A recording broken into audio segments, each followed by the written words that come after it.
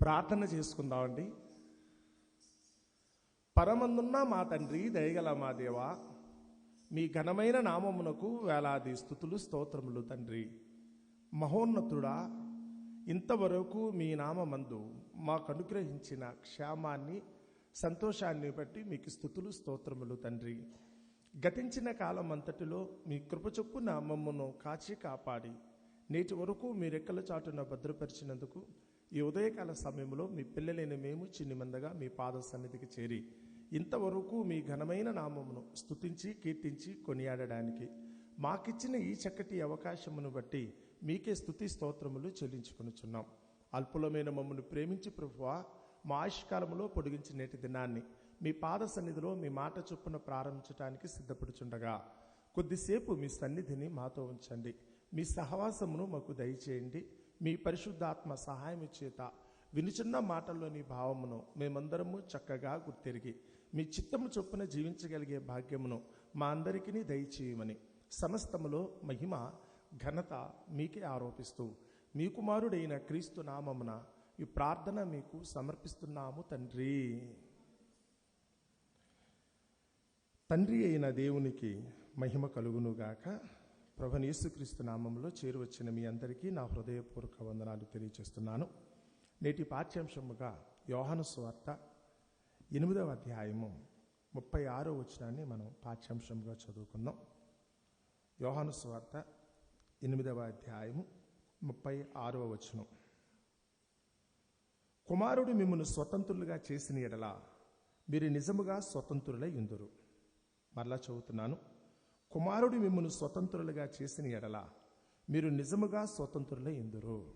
దేవుడు తన పరిశుద్ధ వాక్యమును మన వినికిడిలో దీవించి ఆశీర్వదించునుగాక. ఆమేన్. చదవబడిన ఈ మాట ప్రభువైన యేసుక్రీస్తు వారు శరీరధారిగా ఈ లోకంలో ఉన్నప్పుడు ఆనాడు చుట్టూ ఉన్న సమాజాన్ని ఉద్దేశించి పలికిన పలుకు. కుమారుడు మిమ్మల్ని స్వతంత్రులుగా చేసిన ఎడల మీరైతే కనుక స్వతంత్రులుగా ఉంటారు కదా అని. అంటే స్వాతంత్రం ఎలా వస్తుంది అన్న సంగతిని గురించి ప్రభువైన యేసుక్రీస్తు వారు అయితే కనుక ఆ రోజు తన చుట్టూ ఉన్న సమూహం అంతటితో కూడా మరి సెలవిచ్చిన వాక్కులు ఇచ్చిన వివరణ అక్కడ వ్రాయబడి ఉందండి. ఈరోజు మన భారతదేశానికి మరి రిపబ్లిక్ డే అంటారు, గణతంత్ర దినోత్సవం, సర్వసత్తాక. ఒక విధంగా చూస్తే మన దేశాన్ని గురించి ఆలోచించినప్పుడు ఎవరి యొక్క ప్రమేయం లేకుండా, ఎవరి సహాయ సహకారాలు లేకుండా కేవలం మన భారతీయులు మాత్రమే తమను తాము పరిపాలించుకోవటానికి, తమను తామైతే కనుక ఒక క్రమబద్ధమైన జీవితాన్ని జీవించినట్లుగా ఒక సొంత రాజ్యాంగాన్ని రాసుకుని దానిని బట్టి మన భారతదేశ పౌరులందరూ జీవించడానికి ఏర్పాటు చేసుకున్న రోజు. దాదాపు 75 సంవత్సరాల నుంచి మన భారతదేశం స్వాతంత్ర్యం పొందిందని మనం అనుకుంటే, ఈ రోజు అయితే కనుక అంటే రిపబ్లిక్ డే రోజునైతే కనుక మనకంటూ ఒక సొంత రాజ్యాంగాన్ని వ్రాయించి పెట్టారు. దాన్ని బట్టి ఈరోజు మనం స్వతంత్రులు అని చెప్పి మన భారతీయుల యొక్క ఇష్టాలను బట్టే మనందరూ కూడా జీవించడానికి అయితే కనుక అవకాశం కలుగుతుంది. దాన్నే రిపబ్లిక్ డే అని చెప్పి ఈరోజు మన దేశమంతా కూడా జరుపుకుంటూ ఉంటారు. కానీ మనం అనుకున్నంత వరకు అయితే కనుక స్వాతంత్ర్యం మనకు వచ్చి 75 సంవత్సరాలు గడిచింది అని కనుక మనం అనుకున్నట్టయితే నిజంగానే ఈరోజు మనందరూ కూడా స్వాతంత్ర్యంతోనే బతుకుతున్నామన్నది ఇక్కడ ప్రశ్న. చాలామందికి స్వతంత్రత అంటే ఏంటో కూడా తెలియదు. స్వాతంత్ర్యం వచ్చిందంటే ఏమి అని కూడా అడిగేవాళ్ళు ఉన్నారు. ఒకప్పుడైతే కనుక బ్రిటిష్ వాళ్ళ చేతిలో, వాళ్ళ చెప్పు చేతల్లో బ్రతికిన మనం 75 సంవత్సరాల నుంచి అయితే కనుక మన చేతులతోనే, అంటే మన ఇష్ట ప్రకారమే మనమైతే స్వేచ్ఛగా స్వతంత్రంగా బ్రతుకుతున్నాం అన్నది మన స్వాతంత్రం యొక్క పరమార్థం అండి. కానీ నిజంగానే మనం స్వేచ్ఛగా బ్రతుకుతున్నామా? ఈరోజు మనందరికీ నిజంగా స్వాతంత్ర్యం ఉందా అన్నదే ఎవరికి వాళ్ళు ప్రశ్నించుకుంటే తప్పు ఎక్కడో కనపడదు. యేసుప్రభువు వారు చెప్పిన మాటను బట్టి ఆలోచిస్తే తప్పు మనలోనే ఉంది కదా. అంటే అధికారి ఎవరన్నా మన మీద ఉన్నారనుకుంటే, ఒక అధికారి యొక్క ఏలుబడిలో మనం ఉన్నామని కనుక మనం అనుకున్నట్లయితే మనకి స్వాతంత్రం లేనట్లు లెక్కండి. మనం పరిపాలించే పాలకులు లేకపోతే కనుక మన ఎవరైతే కనుక చూస్తున్నారో అధికారులు, ఉద్యోగస్తులు అంటారు కదా, ప్రభుత్వంలోని ఉద్యోగులు, వారైతే కనుక మన మీద పెత్తనం చేస్తున్నంతసేపు మనకి స్వాతంత్రం రాలేదని అర్థం. తప్పు వారిదా లేకపోతే కనుక మనదా అన్న సంగతి ఆలోచించుకోకపోతే కనుక దేవుని మాట మనకు అర్థం కానంతసేపు నిజంగా స్వాతంత్ర్య ఫలాలు మనం పొందుకోవటం అయితే కనుక కుదరదని యేసు ప్రభు 2000 సంవత్సరాల క్రితమే చెప్పాడు. ఒక మనిషి స్వతంత్రుడిగా మారాలనుకుంటే కనుక ఎవరో స్వతంత్రం ఇచ్చానని చెప్తే కనుక స్వాతంత్రం వచ్చేదో, నేను తెచ్చేసుకున్నాను అనుకున్న స్వతంత్రం రాదు. కానీ ముందు మనిషికి ఆ స్వాతంత్ర్యం యొక్క విలువేంటో అర్థం కావాలి. సత్యమే మిమ్మల్ని స్వతంత్రులుగా చేస్తుంది కదా అన్నాడు. ఆ 8వ అధ్యాయం మీరు పైనుంచి చదువుతున్నప్పుడైతే ఆ పారాగ్రాఫ్ గురించి ఆలోచిస్తే, ఒక మనిషి స్వతంత్రుడు అవ్వాలనుకుంటే కనుక సత్యం తెలుసుకున్న రోజున నేనేంటో అన్న సంగతి ప్రతి మనిషికి అర్థం కావాలి. నా చుట్టూ ఉన్న సమాజం ఏమో అన్న సంగతి మనకు అర్థం కావాలి. నా మీద ఎవరు ఏలుబడి చేస్తున్నారు, ఎవరి మాట చొప్పున నేను జీవిస్తున్నానన్న సంగతి మనిషికి అర్థమైన రోజున స్వతంత్రం యొక్క విలువేంటో మనిషికి తెలుస్తుంది. ఓ సందర్భంలో యేసుప్రభు వారు అయితే తను ఉన్న సువార్త ప్రకటిస్తున్న రోజుల్లోనే ఓ సన్నివేశం అయితే కనుక జరిగింది. మత్తయి సువార్త 17వ అధ్యాయంలో నేను అయితే కనుక ఆ మాట నేను చదువుతున్నాను చూడండి. మత్తయి సువార్త 17వ అధ్యాయము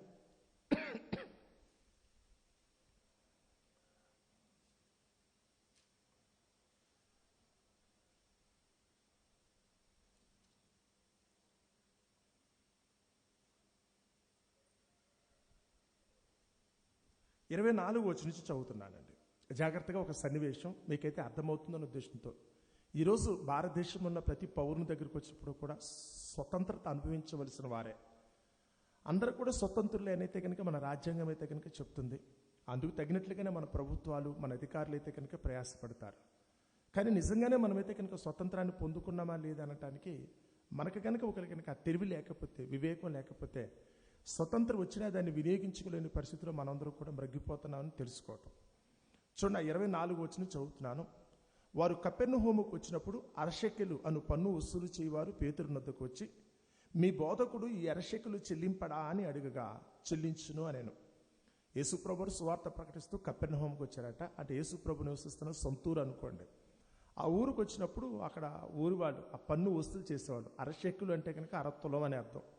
ఆ రోజు మనిషికి పన్ను అరతులం వెండిని పన్నుగా నియమించేవారు. ఏ రాజు అయితే కనుక వాళ్ళని పరిపాలిస్తున్నారో ఆ రాజు చేతికి ఉన్న ప్రతి ప్రజ దగ్గర నుంచి కూడా అరతులం వెండిని అయితే కనుక వాళ్ళు పన్నుగా స్వీకరించేవాళ్ళండి. ఆ రోజు పన్నదే.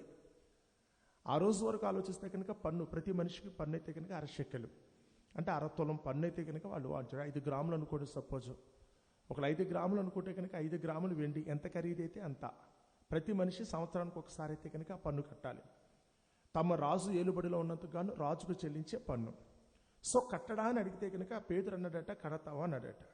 అప్పుడు యేసుప్రభు వారు ఏమంటున్నాడు ఒకసారి చదువుతున్నాను చూడండి. అతడి ఇంటిలోనికి వచ్చి మాట్లాడక మునిపే యేసు ఆ సంగతి ఎత్తి, సిమోనా, నీకేమి తోచుచున్నది? భూరాజులు సుంకమును పన్నును ఎవరి యొద్ద వసూలు చేయుదురు? పన్ను ఎవరి దగ్గర కట్టించుకుంటారు? పన్ను ఎవరి దగ్గర కట్టించుకుంటారు? ప్రశ్న అండి. ఇక్కడ కూర్చున్న మీకు కూడా అంతే. మనము కూడా భారతదేశంలో ఉన్న ప్రతి ఒక్కరూ కూడా ఈరోజు కనుక పన్నులు కట్టేవాళ్ళుగానే ఉన్నారు. కానీ పన్ను ఎవరు కడతారు అనేది ఒక అర్థం. దానిని బట్టి మనం స్వతంత్రులమా బానిసలమా అన్న సంగతి అర్థమవుతుంది.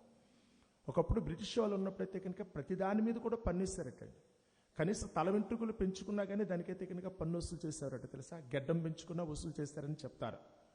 లోకంలో మనుషులైతే కనుక అవతల వారిని దోచుకోవడం కోసం పాలకులు ఎవరైతే ఉన్నారో వారు వేసే పన్నుని ఒక విధంగా కట్టాలా వద్దన్న సంగతిని అయితే కనుక దానిని బట్టే మనిషి నేను స్వేచ్ఛాపరున్నా బానిసనన్న సంగతి అర్థమవుతుందండి. ఆ రోజుల్లో బ్రిటిష్ వారు అయితే కనుక అది ఇదని లేకుండా ప్రతి దాని మీద పన్ను వసూలు చేశారని మనకైతే కనుక చెప్తున్నారు. How far it is right అన్న సంగతి తెలియదు. కానీ వాళ్ళు చేసిన పనులు మాత్రం కనుక ఆ రోజుకున్న వాళ్ళ పరిస్థితులు అవి. ఏమీ లేక నెత్తి మీద పెంచుకునే జుట్టును బట్టో లేకపోతే కనుక కాలికి వేసుకునే చెప్పులను బట్టు కూడా పన్నులు వసూలు చేస్తారేమో.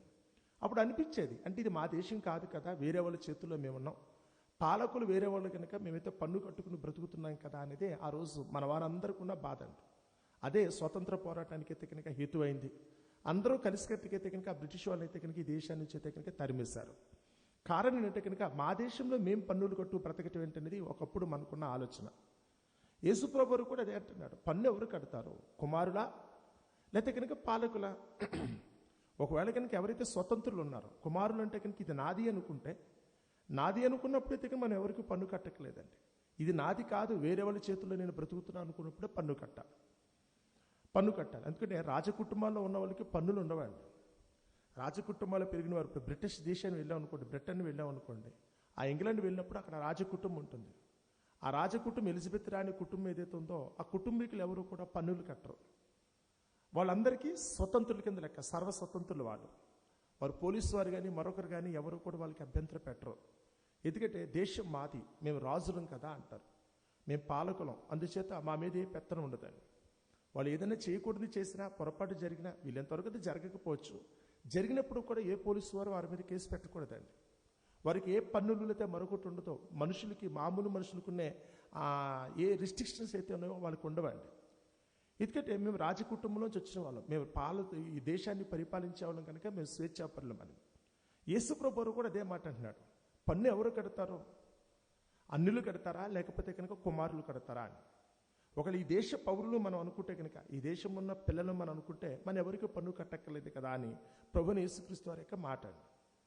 ఇది నాది అనుకున్నప్పుడు నేను మరొకరికి పన్ను కట్టడం ఏంటి? ఇది నా దేశం అనుకుంటే కనుక ఎవరికి మనం పన్ను కట్టక్కర్లేదండి. బ్రిటిష్ వారు అయితే కనుక ఆ రోజు మన పరిపాలకులుగా ఉన్నారు కనుక, వారి చేతుల్లో మనం బానిసలుగా ఉన్నాం కనుక ఆ రోజు పన్ను కట్టాం. మరి ఈ రోజు కూడా మనం పన్ను కడుతున్నాం, తెలుసా మీకు ఆ సంగతి? బ్రిటిష్ వారి దగ్గర ఎంత పన్ను కడుతున్నామో తెలియదు, కానీ ఈరోజు అంతకంటే ఎక్కువ కడుతున్నామే అన్న భావన మాత్రం ప్రతి ఒక్కరికి ఉంటుందండి. మరి అలాంటప్పుడు మన స్వతంత్ర దేశం అనుకున్నప్పుడు పన్ను ఎందుకు కడుతున్నామని చాలామంది అనుకుంటారు. అలా తెలియాలనుకుంటే ముందు దేవుని యొక్క చిత్తం ఏంటో మీకు అర్థం కావాలి. మనిషికి వివేకం కావాలండి. ఏ పని చేసినప్పుడు కూడా అందులో పొరపాటు ఎవరిదో కూడా మనం తెలుసుకోవాల్సిన ఆవశ్యకత ఉందండి. ఈరోజైతే కనుక మన ఆంధ్రప్రదేశ్లో అయితే కనుక ప్రస్తుతం అయితే కనుక చాలా ఎక్కువగా డిబేట్ అదే జరుగుతుంది, చర్చ కదా. ఉద్యోగస్తులకి ప్రభుత్వానికి మధ్యన అయితే కనుక కొద్దిపాటి క్లాష్ కూడా ఉందండి. వాళ్ళేమో జీతాలు ఎక్కువ కావాలంటారు, వాళ్ళ అవసరత వాళ్ళది. ప్రభుత్వం వాళ్ళు అయితే కనుక ఇవ్వటానికి డబ్బులే ఉంటారు, ప్రభుత్వం బాధ ప్రభుత్వాన్ని. వచ్చిన డబ్బులన్నీ కూడా, పన్నులన్నీ కూడా చివరికి మీ జీతాలకే సరిపోతున్నాయి కదా అంటారు ప్రభుత్వం వారు. ఆ వచ్చే 80,000 కోట్ల రూపాయలకు డబ్బులు కూడా పన్నులు వేసుకుని ప్రజల దగ్గర వసూలు చేసినా, అది పెట్రోల్ మీదనో లేదా మరొక దాని మీద ఇవన్నీ తీసుకుంటున్నా చివరికి అవన్నీ కూడా జీతాలకి సరిపోతున్నాయి కదా అంటారు ప్రభుత్వం వారు. కానీ వాళ్ళేమో మాకైతే కనుక ఇంకా జీతాలు కావాలంటారు ఉద్యోగులండి. అంటే వచ్చిన డబ్బులన్నీ కూడా ఎవరి కోసం వెళ్ళిపోతున్నాయి అనుకుంటే కనుక చూచాక మనకు అర్థమైంది ఏంటంటే, వచ్చిన డబ్బులన్నీ కూడా ఎవరికి వెళ్ళిపోతాయి? ఉద్యోగస్తులకు వెళ్ళిపోతున్నాయి. ప్రభుత్వాలు ఏ పన్నులు వసూలు చేసినా పెట్రోల్ మీద మనకి ఇంత రేట్ ఎందుకు పెంచారని అడిగామనుకోండి, ఎందుకంటే మరి ఉద్యోగస్తులకు జీతాలు అవ్వాలి కదా అని. వాళ్ళకి ఇంకా సరిపోలేదని వాళ్ళు అంటున్నారు. ఈ లోపల మనం ప్రయాస ఎలా ఉంటుంది అనుకున్నప్పుడు ఇంతకెలా సాధ్యమవుతుంది? మన కట్టే పనులన్నీ కూడా వీళ్ళకి జీతాలకే వెళ్ళిపోతారు అనుకున్నప్పుడు ఇంత జీతాలు వీళ్ళకి ఇవ్వాలా, లేకపోతే కనుక ఇన్ని అధికారులు ఉండాలా అనుకున్న ఆలోచన వస్తుందండి. ఈరోజు స్వేచ్ఛ మనిషికి లేదు, స్వతంత్రత మనిషికి లేదు. ఈరోజు ఏ పని చేయాలనుకున్న ప్రతిదానికి కూడా ఈరోజు భయపడే పరిస్థితి. బ్రిటిష్ వారు ఉన్నప్పుడు ఎంత భయపడ్డామో తెలియదు, కానీ ఈరోజైతే కనుక ప్రతి మనిషి కూడా ఈరోజు భయపడుతున్నాయి. నా దేశం అన్న భావన కంటే కూడా నేను పరాయివాడినేమో అన్న భావనతోనే ఈరోజు మనుషులందరూ బ్రతుకుతున్నారు. ఏ పని చేయాలన్నా ప్రతిదానికి పర్మిషనే కదా. సంస్కృతి అంటున్నారు, సాంప్రదాయం అంటున్నారు, లేకపోతే కనుక మాకున్న అలవాట్లు చెడిపోతున్నాయి, లేకపోతే కనుక మా దేశ ఔన్నత్యం చెడిపోతుంది. ఎప్పటికప్పుడు ఏదో ఒక గొడవ, ఏదో ఒక అల్లరితోనే మనుషులైతే కనుక నడుపుకునే పరిస్థితి అండి. అందుకని ఒకసారి అయితే కనుక మనిషికి ఈరోజు దేవునికి చిత్తం, లోకంలో మనిషిని దేవుడు ఏ విధంగా బ్రతకమన్నాడు, ఒకవేళ మనిషి కనుక దేవుని క్రమాన్ని తప్పితే కనుక ఈరోజు మనిషి తెచ్చిపెట్టుకున్న ప్రాబ్లమ్స్ ఎలా ఉంటాయనే సంగతిని గురించి సొలొమోను, ఒక దేశాన్ని అయితే కనుక దాదాపు 40 సంవత్సరాల పాటు ఎంతో చక్కగా పరిపాలించిన సొలొమోను సామెతల గ్రంథం రాసినప్పుడు, ఆ సామెతల గ్రంథం 28వ అధ్యాయంలో ఆయన అయితే కనుక ఒక మంచి మాట అయితే కనుక చెప్పాడు. కొద్దిపాటి వివేకంతో దయచేసి ప్రతి ఒక్కరూ కూడా ఆలోచించండి. యేసుప్రభు ఈ రోజు లోకానికి ఎందుకు రావాల్సి వచ్చింది? ఆ యేసుప్రభు మాట ప్రతి ఒక్కరూ వినకపోతే కనుక మనుషులకు కలిగే నష్టం ఏంటన్న సంగతిని ప్రతి ఒక్కరు తెలుసుకోండి. ఎందుకంటే దేవుని యొక్క జ్ఞానం అన్నారు, యేసుప్రభు చెప్పే మాట అంతా కూడా జ్ఞానం. అది తెలుసుకున్నప్పుడు మనుషులైతే కనుక ఇలాంటి అపోహలో అపార్థాలు ఉండటానికి అవకాశం ఉండదండి. చుట్టూ ఉన్న సమాజం మీద కోపమో పగో ద్వేషమో రగలటానికి లేదు, కానీ అందరినీ కూడా ఒక విధంగా చూస్తే కనుక సమభావంతో చూడటానికో శాంతంతో ఉండటానికో, చుట్టూ ఉన్న పరిస్థితిని ఆకలింపు చేసుకున్నప్పుడైతే కనుక ఎప్పుడు చిరునవ్వుతో ఉండటానికి అవకాశం కలుగుతుంది.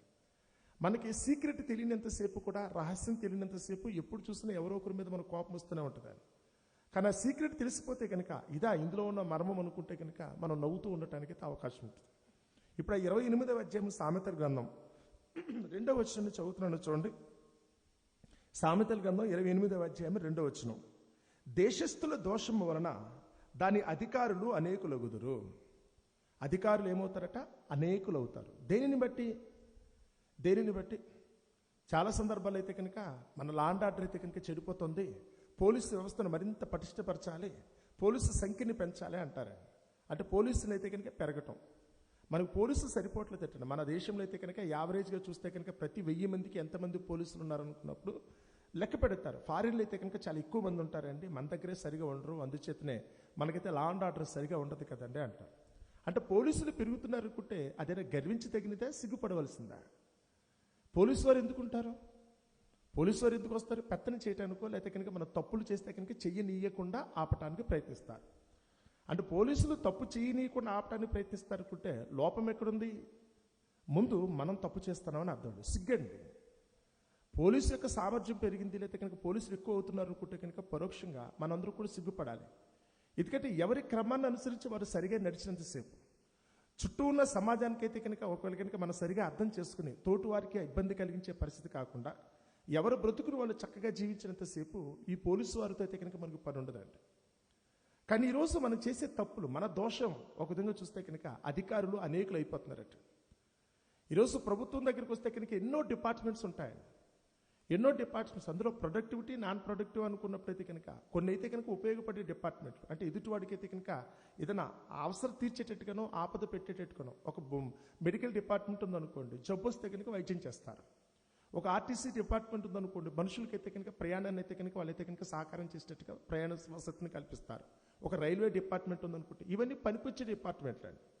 అలా కాకుండా కొన్ని డిపార్ట్మెంట్లు ఉన్నాయనుకోండి, వాళ్ళు ఏమీ ఉత్పత్తి ఏమి చేయరండి, కేవలం మనుషులను అయితే కనుక తప్పు చేయనీయకుండా ఆపటానికి అన్నట్టుగా ఉంటారు. ఓ పోలీస్ డిపార్ట్మెంట్ అయితే కనుక అది ఉత్పాదకతో కూడుకున్నది కాదు. అది వాళ్ళు ఎంతమంది ఉన్నప్పుడు కూడా వాళ్ళు ఊరికనే పోషించడం తప్ప వారి వల్ల ఏమీ ప్రయోజనం ఉండదండి. మనుషులైతే కనుక తప్పు చేయనీయకుండా ఆపటం అంతే. అసలు మనుషులు తప్పు చేయనీయకుండా ఉండాలని, అంటే చేయకూడదన్న భావన వీళ్ళు కలిగిన రోజున ఆ డిపార్ట్మెంట్తోనే పని ఉండదు కదా. విజిలెన్స్ డిపార్ట్మెంట్ అంటావా, లేకపోతే కనుక ఏదో సేల్స్ ట్యాక్స్ అంటారు, ఇన్కమ్ ట్యాక్స్ అంటారు, ఒక్కొక్కటి కాదు ఎన్ని ట్యాక్స్ డిపార్ట్మెంట్లు వచ్చినప్పుడు కూడా అవన్నీ కూడా మనుషుల్ని తప్పు చేయనీయకుండా వాళ్ళైతే పొరపాటు చేస్తున్నారు కనుక వాళ్ళని పట్టుకోవడం కోసమే అన్నట్టుగైతే కనుక ఆ డిపార్ట్మెంట్స్ ఉంటాయండి. అంటే అవన్నీ అధికారులు వాళ్ళందరినీ జీతబత్యాలు ఇచ్చి పోషించే బాధ్యత మళ్ళీ ఎవరిదో తెలుసా, మళ్ళీ ప్రజలదే.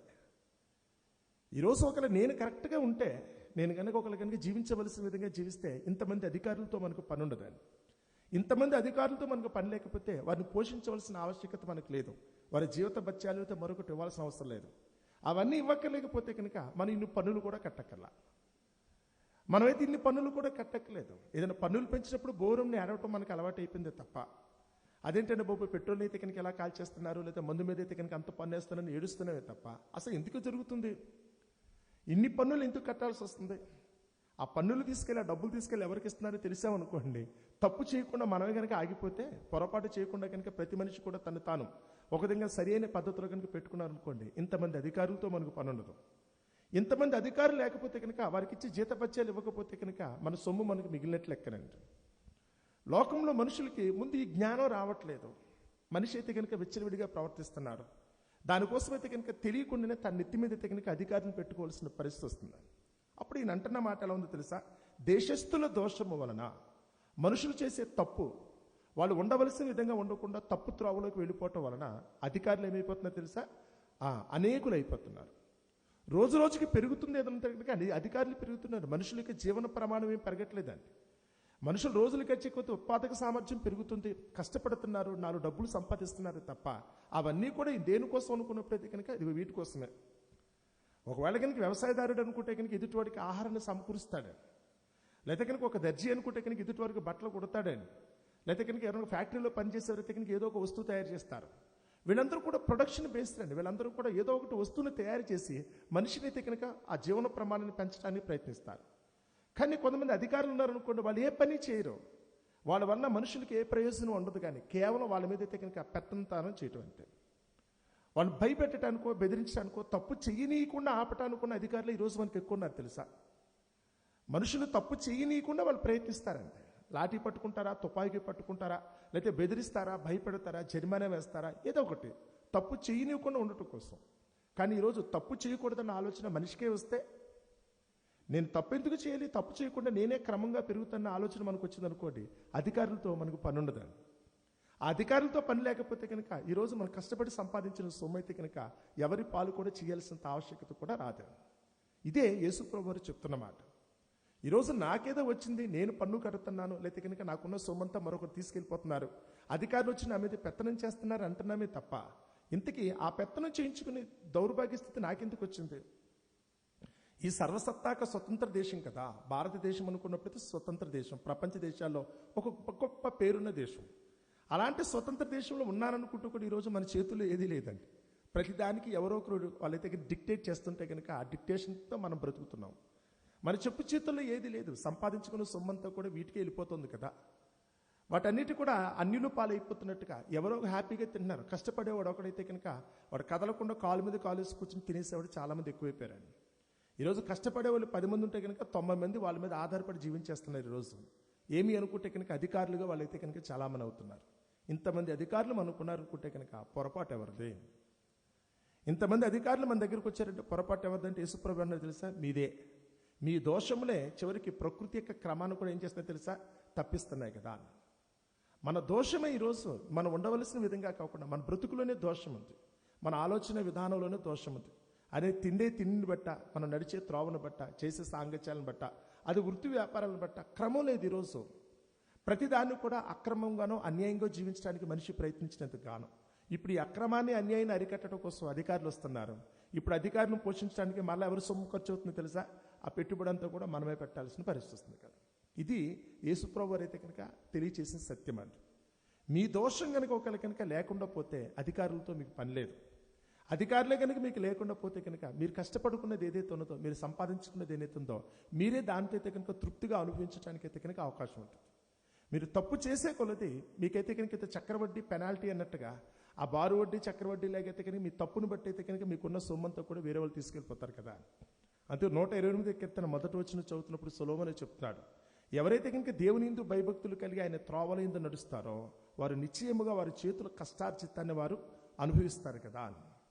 ఈరోజు మీరు కష్టపడిన సొమ్ము ఏదైతే ఉందో, ఒకవేళ 6 కాలము శ్రమించిందైతే కనుక కడుపు నిండుగా నేను తినగలుగుతున్నాను, నా కుటుంబాన్ని పోషించుకున్నానని చెప్పాలనుకుంటే ముందు దేవుడు చెప్పిన మాటనైతే కనుక మీరు వినండి. ఒకవేళ దేవుని మాటను కనుక మీరు వినకపోతే తెలియకుండానే మీరు తప్పు చేస్తారు. ఆ తప్పు చేసేందుకు తెలియకుండానే మీరు చిక్కకూడని వారికి చిక్కుతారు. ఒకసారి పోలీసులు చిక్కారనుకోండి మీ బ్రతుకు అయిపోయినట్టేగా. ఒకసారి కోర్టు మెట్లు తొక్కారనుకోండి మీ బ్రతుకు అయిపోయినట్టేగా. లోకంలో ఈరోజు కనుక ఏ ఒక్క చిన్న పొరపాటు మనం చేసామనుకుంటే కనుక అప్పటి వరకు మనకున్న మనశ్శాంతి అంతా కూడిపోద్దని. అలాంటి పొరపాటు చేయకుండా వారి చేతులకి చిక్కకుండా ఈరోజైతే కనుక బ్రతకటమే ఈరోజు మనిషికున్న నేర్పు ఓర్పాడు. నా వరకు ఆలోచిస్తే కనుక ఆ దోషము చేయకుండా బ్రతకాలి కదా అని.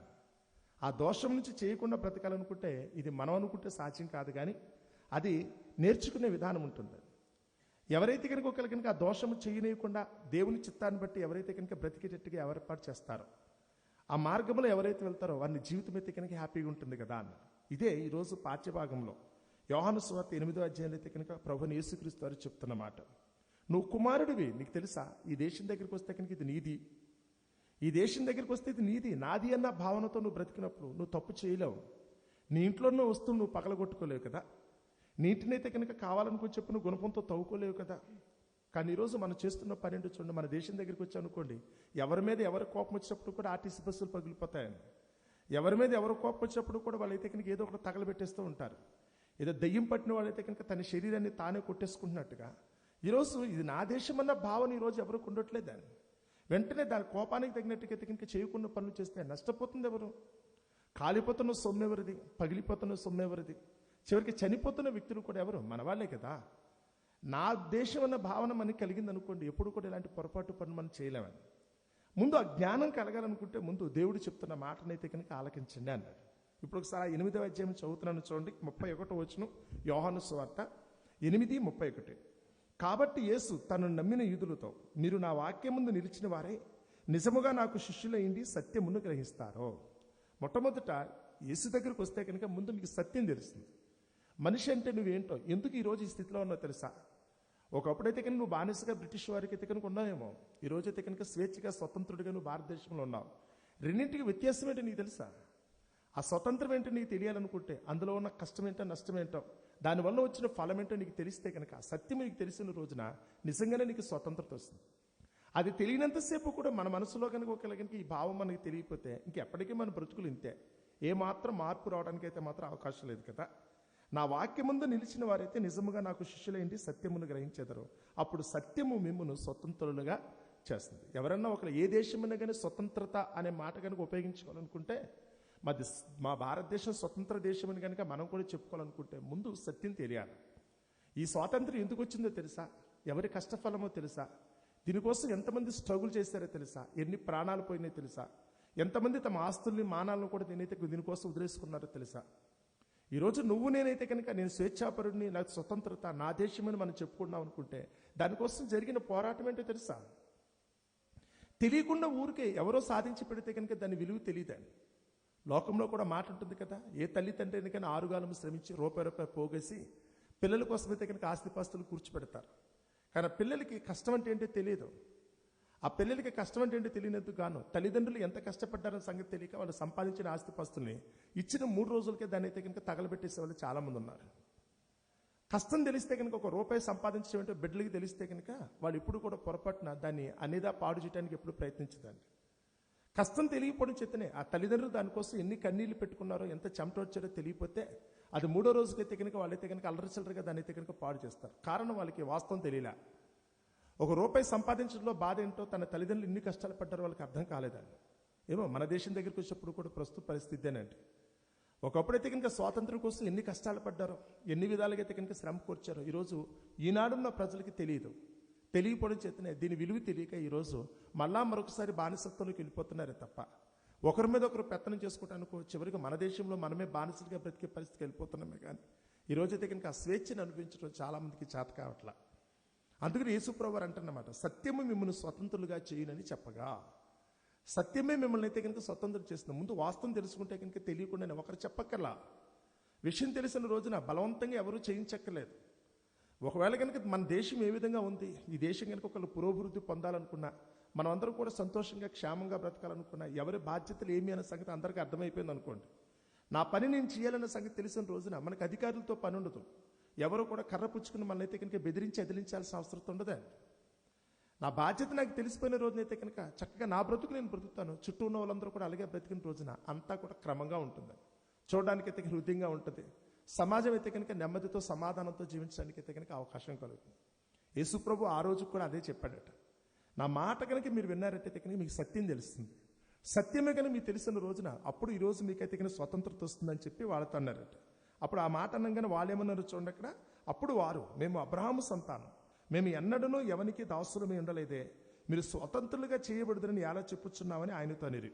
అందుకు యేసు, పాపము చేయు ప్రతివాడును పాపమునకు దాసుడని మీతో నిశ్చయముగా చెప్పుచున్నాను. పొరపాటు ఎవరు చేస్తున్నా కానీ ఉండవలసిన క్రమం అవుతుంది. తల్లిదండ్రులకి ఇష్టంగా బిడ్డలు ఉండకుండా ఉన్నంతసేపు, వాళ్ళ తల్లిదండ్రులు ఎదిరించాలైతే కనుక వాళ్ళకైతే కనుక తెలియకుండా మరొక పొరపాటు చేస్తారనుకున్నంతసేపు వాళ్ళు చేసేదేంటి? ఒక వ్యక్తికి సీక్రెట్గా ఏదైనా చేస్తారనుకుంటే కనుక ఆ వ్యక్తి పాపంలో ఉన్నట్టే లెక్క. ఇటు కూర్చునే మీరు అందరూ కాదు, మన దేశంలో ఉన్నవారు అందరి దగ్గరికి వచ్చినప్పుడు కూడా వాళ్ళు పొరపాటు చేస్తున్నారా, వాళ్ళు దోషం చేస్తున్నారా లేదంటే ఒకటే రుజువు. అందరి ముందు కనపడకుండా సీక్రెట్గా చేసే దేనికైనా కానీ నేను చేసిన పని బయట వాళ్ళకి తెలియకూడదు, అది నా భర్తకి తెలియకూడదు, భార్యకి తెలియకూడదు అనుకుంటే తప్పే. అధికారులకు తెలియకూడదు, నాయకులకు తెలియకూడదు అనుకుంటే తప్పే కదా. నువ్వు చేసే పని కనుక ఒకళ్ళు తప్పైతే కనుక దానివల్ల నష్టం, అల్లరి తప్ప ఏముంటుంది చెప్పండి? దానివల్ల అల్లరి తప్ప ఏముంటుంది? పండగ అనుకున్నప్పుడు పండుగలైనా ఉండాలి. ఏదో మనది గుడివాళ్ళు ఏదో జరిగిందటండి, దానికోసం చూడండి ఎంత రచ్చ అయిపోతుందో. క్రమానుసారంగా ఏది చేసినప్పుడు కూడా అయితే కనుక అది అందరికీ ఆమోదయోగ్యంగా ఉంటుంది. ఎవరు చేసినప్పటికీ దాన్ని అయితే కనుక అందరూ మెచ్చుకుంటారు, సంతోషించి ఆనందిస్తారు, తప్పు లేదు. కానీ చేయకూడని కనుక ఒకరు కనుక విపరీత ధోరణితో కనుక చేశారనుకోండి, తద్వారా అయితే కనుక అలా తప్పైంది కదా అని ఉద్దేశంతో ఇప్పుడు దాని గురించి అయితే కనుక రభస ఏంటి అంటే కనుక ఒకటే మాట, తప్పు చేసామా లేదనేది. తప్పు అంటే కనుక ఎదుటివాడికి నచ్చనిది ఏదైనా ఉందనుకుంటే, చట్టం అయితే కనుక ఏదైతే కనుక ఒప్పుకోవట్లేదు అది ఏది చేసినప్పుడు కూడా అది తప్పే కదా అని. అందుకని పాపము చేయు ప్రతివాడును పాపమునకు దాసుడని మీతో నిశ్చయంగా చెప్పుచున్నాను అని కిందకు వచ్చేటప్పటికి అంటున్నాడు, కుమారుడు మిమ్మల్ని స్వతంత్రులుగా చేసిన ఎడల మీరు నిజముగా స్వతంత్రులైందురు. ఎందుకో తెలుసా? సత్యం తెలుసుకోండి. ఒక మనిషి అంటే ఏంటో నీ పుట్టుకును మొదలుకొని నువ్వు మరణించేంత వరకు నీ బ్రతుకులో ఏం జరుగుతుందో తెలుసుకున్న రోజున ఎవరూ కూడా నీకు బోధించాల్సిన అవసరం లేదు. నిన్నెవరూ కర్రపుచ్చుకుని వెనకాల తోలాల్సిన అవసరం లేదు. నువ్వేంటో నీకు అర్థమైపోయిన రోజున ఇక ఎవరి చెప్పు చేతలో నువ్వు ఉండవలసిన అవసరం లేదు. మరొక రోజు అయితే కనుక నువ్వు ఇలా కూర్చొని నుంచొని చెప్పాల్సిన అవసరం ఉండదు. నీకు అర్థమైపోద్ది కదా నేనేంటో అనే సంగతి. అప్పుడు ఏం తింటే నీ జీవితానికి మేలుకరమో నీకు అర్థమవుతుంది. ఏది తాగితే మంచిదో, ఏది తాగకుండా ఉంటే మంచిదో అర్థమైపోద్ది. ఎక్కడికి వెళితే మంచిదో, ఏ వృత్తిని చేపడితే మంచిదో, ఏ ఆట ఆడాలి లేకపోతే ఏ పాట పాడాలి నీకు అర్థమైపోయిన రోజున ఎవ్వరూ చెప్పక్కర్లేదు. ఇలా ప్రపంచంలో ఏ ఒక్క వ్యక్తి దగ్గరికి వచ్చినప్పుడు కూడా మనిషికి తనంటే తాను అర్థమైపోయినప్పుడు, తను పుట్టుకు మొదలుకొని మరణించేంత వరకు తన జీవితం యొక్క ఆ సాఫల్యత ఏంటన్న సంగతి మనిషికి తెలిసిపోయినప్పుడు ఇంకెవరికి మనిషి అయితే కనుక లోబడవలసిన అవసరం రాదండి. స్వేచ్ఛగా ఉంటాడు, స్వతంత్రంగా ఉంటాడు. ఒకవేళ కనుక తెలిసి తెలియకుండా గుడ్డిగా ఎవరో ఏదో చెప్పారు కదని ఉద్దేశంతో వెళ్ళారనుకోండి, లేదా తనకేదో నచ్చిందన్న ఉద్దేశంతో అయితే కనుక తను చేయకుండా పని చేశారనుకోండి, చివరికి ఏదో ఒక ఆపదలో చిక్కుపోతాడు. ఏదో ఒక పొరపాటు అయితే కనుక తన ద్వారా జరుగుతుంది. తద్వారా దాన్ని సమర్థించుకోవడం కోసం అయితే కనుక జీవితకాలం సరిపోద్దాన్ని. దానిని బట్టి ఈరోజు అయితే కనుక తెలియకుండా ఎన్నో చిక్కుల్లో పడిపోతున్నారు కదా. చిన్న వయసులోనే ఈరోజు చేయకుండా పొరపాట్లు చేసిన వారు ఉన్నారు. ఆ పొరపాట్లు అనుకున్నప్పుడు సమాజానికి విరోధంగానే కాదండి, తనకు తాను విరోధంగా చేసిన వాళ్ళు ఉన్నారు. తినకూడదు తిని, తాగకూడదు తాగి, చేయకుండా పనులు చేసి తమ జీవితాన్ని అయితే కనుక ఈరోజు అయితే కనుక అస్తవ్యస్తంగా ఏదో ముళ్ళ కంపల్లో విసిరేసుకున్నట్టయితే కనుక చాలామంది చేసుకున్నారు. ఇప్పుడు ఎలా బయటపడాలో తెలియదు. ఏ విధంగా మనిషి అయితే కనుక తాను సమర్థించుకోవాలో తెలియదు. ఈరోజు అయితే కనుక ఎక్కడ చూసినప్పుడు కూడా దుఃఖం, కళ్ళంట నీళ్ళు కదా. చేసుకోకుండా వాడిని చేసుకున్నానంటది ఒక ఆవిడ కదా. కనకూడని బిడ్డలను కన్నాను, చేయకుండా వృత్తిని అయితే కనుక నేను చేశాను, లేకపోతే కనుక చేయకూడని అయితే కనుక పనులు చేసి నేను అప్పుల పాలైపోయాను, లేకపోతే కనుక వెళ్ళకూడని త్రోవలకైతే కనుక తెచ్చిపెట్టుకోకుండా రోగం తెచ్చిపెట్టుకున్నానని చెప్పి చాలామంది ఈరోజు బాధపడుతున్నారు. రీజన్ ఏంటంటే కనుక వాళ్ళు చేసే పని మొదట వాళ్ళకి అర్థం కాలేదు. వాళ్ళు తప్పు చేస్తున్నాము, తద్వారా హాని ఎవరికో కాదు నాకే హాని అన్న సంగతి వాళ్ళకి అర్థం కాక ఇప్పుడు దాన్ని ఎలా పరిష్కరించుకోవాలో తెలియక గిలగిల్లాడిపోతున్నారు. కానీ అదే కనుక యేసు ప్రభు చెప్పిన మాట నీకు అర్థమైతే, ఆయన చెప్పిన త్రోవలో కనుక నువ్వు పయనిస్తే కనుక ఈరోజు నువ్వు ఏడవలసిన అవసరం రాదు కదా అని. ఇందులో యేసు ప్రభు అయితే కనుక వచ్చి నువ్వు చేసిన తప్పును సమర్థిస్తానని చెప్పట్లేదండి. నువ్వు ఎలా బ్రతికితే బాగుంటుందో, ఎలా బ్రతకకుండా ఉంటే బాగుంటుందో యేసు ప్రభు వారు చెప్తారు. మనిషి జీవితం యొక్క విలువేంటో చెప్తారు. ఒక మనిషి జీవితం అయితే కనుక తన జీవితకాలంలో ఎలా జీవించాలో, అది సమాజానికి దేవునికి కూడా ఏ విధంగా హితంగా ఉండాలో ఆయన అయితే కనుక చక్కగా నేర్పిస్తారు. ఆ సంగతి తెలుసుకున్న రోజున మనిషి అయితే కనుక స్వేచ్ఛగా స్వతంత్రంగా ఉంటాడు. ఏ రోజు కూడా దుఃఖపడే పరిస్థితితో, కళ్ళంట నీళ్లు పెట్టుకునే పరిస్థితి రాదు. పొరపాటు చేసామనుకుంటే కనుక అది ఎప్పటికైనా వెన్నాడుతూనే ఉంటుందిగా. మన దోషమైతే కనుక ఎప్పటికప్పుడైతే కనుక మనల్ని అయితే కనుక తరిమి తరిమి ఉంటుందిగా. ఆ దోషం ఉన్నంతసేపు కూడా మన జీవితానికి నెమ్మది ఉండదన్న సంగతి మన అందరికీ తెలిసిందే. కాబట్టి మాట చదువుతున్నప్పుడు దయచేసి జాగ్రత్తగా గమనించండి. కుమారుడు మిమ్మల్ని స్వతంత్రులుగా చేస్తాడు. సత్యము తెలియపరిచి, మనిషి యొక్క జీవితం ఏంటో, జీవిత పరమార్థం ఏంటో అని తెలియపరిచి తద్వారాగా మనుషుల్ని అయితే కనుక ఈరోజు స్వేచ్ఛగా ఉంచేటట్టుగా చేస్తాడు. కాబట్టి ప్రియులారా, చదవబడుతున్న మాట ఒకరి కనుక యేసు ప్రభు చెప్తున్నాడు అనుకుంటే కనుక అది మన మేలు కొరకు. ఎవరికి వాళ్ళు ఒకసారి ఎందుకు బతుకుతున్నామో తెలియకుండా వెళ్ళిపోద్దండి. నేను ఏ స్థితిలో ఉన్నాను, ఏ దేశంలో ఉన్నాను, లేకపోతే కనుక ఏ ప్రాంతంలో ఉన్నాను, నేను ఎవరికి పుట్టానో, లేకపోతే ఏ వృత్తిని చేపట్టానో ఎవరికి వాళ్ళు ఒకసారి చూసుకోండి. నేను చేసే పని, నేను జీవిస్తున్న జీవితం నా జీవితానికైతే కనుక సంతోషకరంగానే, లేదా మంచి ముగింపుకే అదైతే కనుక హేతు అవుతుందా? నా జీవితం అంతా జీవించిన తర్వాత ఒక సమయానికైతే కనుక నవ్వుతూ ఈ లోకాన్ని నుంచి వెళ్ళిపోయేటట్టుకైతే కనుక నేను జీవిస్తున్నానా? అలా కాకుండా నేను చేసే పనులు బట్టి అయితే కనుక ఎప్పుడు చూసినా ఏదో ఒక చికాకులతో, ఎప్పుడు చూసినా కళ్ళంట నీటితోనో, తోటివారి గురించి ఆలోచిస్తున్నప్పుడైతే కనుక ఎవరో ఒకరు పెత్తనం. ఇక రాయబడిన మాట అయితే, దేశస్థుల దోషం వల్ల వాళ్ళకి అధికారులు అనేకులు అవుతారు. నీ మీద ఎవరో పెత్తనం చేస్తుంటే సిగ్గనిపించట్లా? ఎవరో వచ్చి నువ్వు చేసే పనిని తప్పు పడుతున్నప్పుడైతే కనుక మనకు అవమానం అనిపించట్లేదా? ఒకరిచే చెప్పించుకోవటం ఏంటి? అదేదో మనమే ఉండవలసిన విధంగా ఉన్నప్పుడు, జీవించవలసిన విధంగా మనం జీవించినప్పుడు ఎవరి చేత మనం మాట అనిపించుకోవాల్సిన పరిస్థితి రాదు కదా. యేసుప్రభు అయితే కనుక ఆ సెల్ఫ్ రెస్పెక్టే మనకైతే కనుక ఇవ్వాలని కోరుకున్నాడు. యేసుప్రభు జీవించిన జీవితం అయితే కనుక చెప్పేది అదే. ఎవరో వచ్చి నీకు చెప్పడం కాదు. నీకు ఆ మాత్రం వివేకం లేదా? దేవుడు నీకు ఇచ్చిన జ్ఞానాన్ని బట్టి అయితే కనుక మంచేదో చెడేదో తెలుసుకునే యోగ్యత నీకు ఉంది కదా. మంచేదో చెడేదో తెలుసుకునే యోగ్యత ఉంది. నువ్వు మంచిని పాటించినంతసేపు, లోకంలో నీ చుట్టూ ఉన్న సమాజానికి హితంగా నువ్వు బ్రతికినంతసేపు, నిన్ను సృష్టించిన ఆ సృష్టికర్తని దేవునికి నువ్వు లోబడినంతసేపు నీ జీవితం అయితే కనుక సంతోషభరితంగానే ఉంటుందిగా. క్రమం తప్పి చేయకుండా పనులు చేసి తద్వారా వచ్చిన నష్టాన్ని బట్టి ఏడిస్తే కనుక ఏముంటుంది? వద్దు వద్దనుకుని ఈ రోజైతే కనుక చాలామంది అయితే కనుక బ్రాంతియో విస్కీయో బాగా తాగేస్తారు. ఏదో ఒక రోజు ఏమవుతుంది? వారి లివర్ చెడిపోద్ది, వారి ఆరోగ్యం చెడిపోద్ది, అప్పుడు ఏడుస్తూ ఉంటారు. ఏడవటం ఒకటే తెలిసిందే తప్ప అది చేయకుండా ఉండాలన్న ఆలోచన మొదట వచ్చినట్టే కనుక ఈరోజు ప్రాబ్లం రాదు కదా. సిగరెట్ తాగితే ఊపిరితిత్తులు చెడిపోద్దని, ఆరోగ్యం చెడిపోద్దని చెప్తూనే ఉంటారు. కానీ తాగుతూ ఉంటే, ఓ జోదం ఆడితేనో మరొకటి ఆడితే కనుక నీ జీవితాలు పాడైపోతాయని చెప్తూనే ఉంటారు. అయినప్పుడు కూడా చేస్తూ ఉంటే, ఈరోజు చేయకుండా వృత్తులు వ్యాపారాలు అయితే కనుక చాలామంది చేసేవాళ్ళు ఉన్నారు. ఆడకూడని ఆటలు ఆడేవాళ్ళు ఉన్నారు, వెళ్ళకూడని త్రోవలో వెళ్ళేవాళ్ళు ఉన్నారు. చేయకూడని తుంట్ర పనులు చాలామంది ఈరోజు పోకిరీతనం చేసి చేస్తున్నారు. పర్యవసానం ఏంటి? మనం ఏ చిన్న దోషం చేసినా అది ఊరుకోదు కదా. అది ఎప్పటికీ నిన్ను పట్టుకుంటుంది, మర్చిపోకూడదు. నువ్వు చేసిన ఈ తప్పు ఈరోజు సమర్థించుకోవడానికి నీకు అవకాశం ఉన్నా ఏదో ఒక రోజు అయితే కనుక అది నీ మీదకి వచ్చిన రోజున ఏమవుతుంది? ఆ రోజు ఏడవలసిందేగా. అప్పుడు ఆ టైంలో అయితే కనుక చేసిన తప్పునైతే కనుక కప్పుపుచ్చుకోవడం కోసమో, దాంట్లోంచి అయితే కనుక బయటపడడం కోసమో పట్టుకోకూడని వారు కాళ్ళన్నీ పట్టుకోవాలి. ఎవరో ఒకరికి నువ్వు దాసు అవ్వాలి, బతులాడాలిగా. తప్పు ఏ రోజైతే మనలో జరిగిందో మనం అందరికీ దాసులం అయిపోతామన్న సంగతి మీకు తెలుసా? నువ్వు తప్పు చేయనంతసేపు, ఉండవలసిన విధంగా ఉన్నంతసేపు తల ఎత్తుకుని ఎప్పుడు కూడా ధైర్యంగానే ఉంటావు కదా. నువ్వు సత్క్రియ చేసిన ఎడల తల ఎత్తుకొనవా అంటాడు దేవుడు. నువ్వు చేయవలసిన పని చేసిన సేపు ఎవరి ముందు నువ్వు తలదించవలసిన అవసరం రాదు. నువ్వు చేయకుండా పని చేసావా, అవతల వారు అడుగుతుంటే కనుక సమాధానం చెప్పలేక సిగ్గుపడి తలదించుకోవాల్సిన పరిస్థితి ఈరోజు మనకు ఉంటుంది. ఆ సిగ్గుపడినప్పుడు ప్రతి ఒక్కరూ నీ మీద పెత్తనం చేస్తారు తెలుసా. నువ్వు తప్పు చేశావన్న సంగతి తెలిస్తే కనుక అందరికీ నువ్వు లోపు అయిపోతావు. ఈరోజు బానిసత్వంతో బతకాల్సిన దుస్థితి మనకు కలుగుతుందట.